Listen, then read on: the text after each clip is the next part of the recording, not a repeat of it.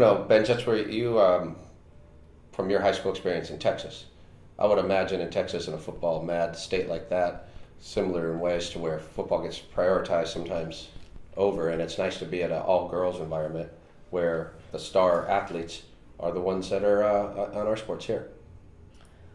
Yeah, I mean, I definitely grew up in the Friday Night Lights where it was all about the football team speaking at the pep rallies, the football players picking the homecoming queens. Right.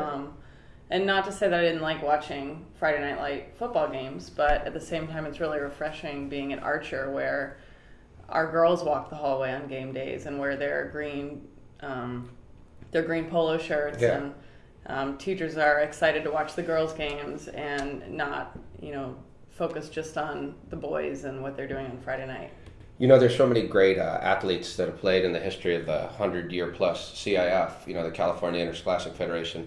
So many great ones, and sometimes the men or the boys come to mind, but really there's just as great as a history of girl athletes coming. Like, I don't know, you were a basketball player for the LA City section of the CIF. So who are some of your favorite CIF athletes? I idolized a lot of basketball athletes when I was younger because I wanted to be a WNBA star. So probably someone like Cheryl Miller or Lisa Leslie probably comes to mind. Cheryl Miller, she was like Riverside Poly, and then her brother is Reggie Miller, who's got a lot of notoriety through basketball, but she's almost equally as famous in what she did, winning Olympic medals, and now she's a commentator, and she's kind of a power broker in sports. And again, the thing that I think is so cool is it's kind of like what the commissioner said at the end of our banquet about how important high school sports are, how they step across those kind of social boundaries and allow us. And there's these times now that the CIF's been through forever. So whether now it's professional athletes that are kneeling during the playing of a national anthem that's gaining a lot of attention, well, the CIF spans everything. It goes from World War I through World War II. They had sanctioned leagues in Japanese internment camps. And it's really cool that CIF has that kind of history, 100+ years, and that a young school like ours gets recognized. Because when you and I first got going on the program, I wouldn't think we would have been one of the schools that would have got recognized. No, definitely not. Because it was different. Right. I mean, back then we were more just about getting girls to play, filling teams, making sure we have enough girls to send to a game, and I feel like it's come a long way. We're not just scrambling to get someone to step on the field for a last-minute softball game. We're actually putting quality teams out there that are actually winning against other quality teams, which is absolutely good. And this being a banner that actually gets to go up, we're all after the same banner, that championship banner. But this one I think maybe is a precursor because having character is what champions are made of. What was the impetus to go ahead and register us for the award and get consideration? Well, there's a lot of awards that were just coming in through me and this one kind of just hit home because it's champion of character, and I think that our girls just really hone in on being good people and wanting to succeed just in life and not just in sports. They take sports to a whole other level with just how they are as people. I thought that was really nice. It was just something that kind of hit home for me, being kind of new to this school.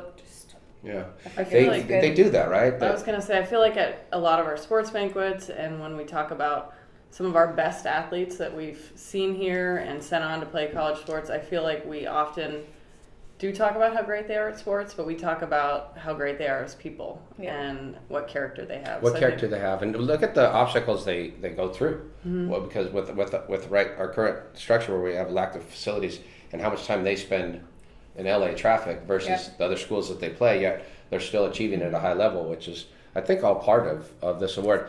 You think of character. How about Jackie Robinson? I mean, he's the noted guy that broke down segregation doing it through professional baseball, but he came out of the CIF.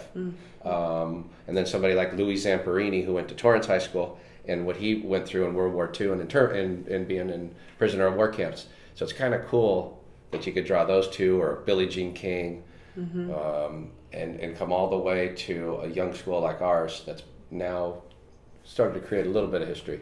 Yeah, and I think also just speaking of those terms, we get kids at Archer from all over LA and all different zip codes. Yeah. And I feel like maybe throughout the school day, people might have their different groups that they hang out in.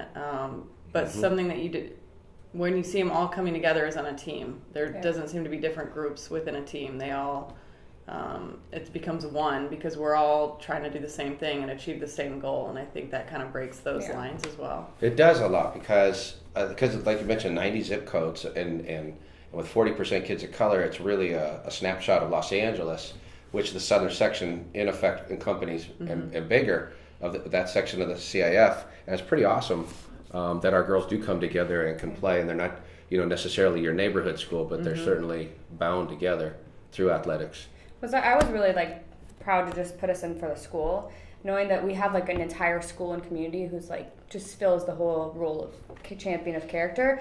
I didn't think there was like a specific person or a coach or administrator that kind of deserved it. It's like just our entire school, and there's only 5 of them that got it, and it's actually pretty cool that we got. It was like a group award. What do you think's been the biggest challenges for us? Which would there have been a few?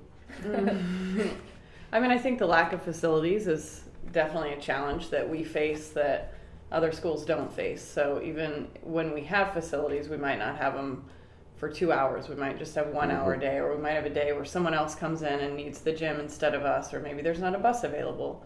And so I think that just gives us a little bit of gives other schools a head start in terms of how much practice time they have and what they have access to. So I'd say that's probably one of the biggest challenges, and getting girls to want to come to a school that have these challenges.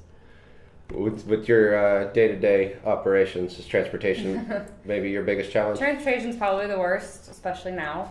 But it is hard. Transportation, facilities, like just the space we have here. We don't have any space to kind of have 5 off-campus team or off-season teams. Like working off-season, it's hard because it's like, where can you run? Where can you work out? Where can you what space do you have that's just yours that you can kind of work together?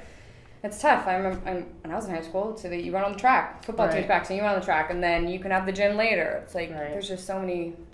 And you think of those issues that challenge us at our school, but I often will counsel like people about the CIF and the southern section. I'm like, there's 581 schools.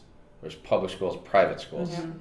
There's if there are 360 miles between 2 of the schools. Like if one of them played the other, there'd be about a 7-hour ride to get there. And that's crazy when you really think about what they have to administrate. Right. Us, we go, but like what they have to administrate is pretty ridiculous. I think, we talked about some of the athletes, for me it comes to mind like Janet Evans, who is a great swimmer, one of our greatest all-time swimmers. Lisa Fernandez is an Olympic level softball player. Looking forward to the day not only that we can hang some championship banners, but that some of the athletes that move on to the highest levels come out of our program. That would be a lot of fun. Yeah. Right? It's hard to envision right now, but once we have our facilities and we're like winning championships and winning banners and producing huge high level teams, it's gonna be like really cool. Yeah, that's gonna be fun. Wow, she's running the Olympics right now, and it's like she ran for us. Really cool. So, CIF's been around 100 plus years, right? Archer 20 plus years, and think about all the different places that the CIF's been in just in our short history, or Archer's been. What are we looking at over the next 20 or even 100 years? I mean, isn't this going to be an interesting evolution? Not only of our campus, but think of how transportation is going to change. Think of how athletes are going to evolve. And what do you see as a big challenge that's coming up? Big challenge for the next 20 or plus years? It's a hard question. That is a hard question. It is. Do we use public transport? Are we going to embrace Are we just going to have like one big group that is not male or female? It's all just like transgender. Again? Actually, what if there really was like a whole... It could be a third subgroup. Female transgender. Oh, sorry. I don't know. I got off track. Wait. I really don't know. But I was just going to say something else with like...